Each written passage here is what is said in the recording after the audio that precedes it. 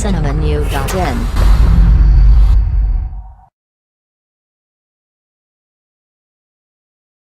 இப்போதெல்லாம் எங்கு பார்த்தாலும் விபத்து, கொலை என நிறைய அதிர்ச்சியுடன் செய்திகள் வருகின்றனர். யாருக்கு என்ன நடக்கும் என்பதே தெரியவில்லை. இந்த நிலையில் நடிகர் ரஜினிகாந்த் மகள் சௌந்தர்யா இன்று ஆழ்வார்பேட்டையில் பயணம் செய்திருக்கிறார். அப்போது அங்கு நின்று கொண்டிருந்த ஆட்டோ மீது ரஜினிகாந்தின் மகள் சௌந்தர்யா கார் மோதியதால் ஆட்டோ ஓட்டுநர் மணிக்கு காயம் ஏற்பட்டிருக்கிறது.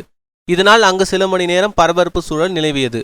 ஆனால் ஒரு சிலர் அந்த ஆட்டோ ஓட்டுநர் சீரியஸ் நிலைமையில் இருக்கிறார் என்று கூறுகிறார்கள். நடிகர் தனுஷ் நேரில் சென்று சமாதானம் செய்ததால் காவல்துறையில் இந்த விபத்து தொடர்பாக புகார் அளிக்கப்படவில்லை என்பது குறிப்பிடத்தக்கது.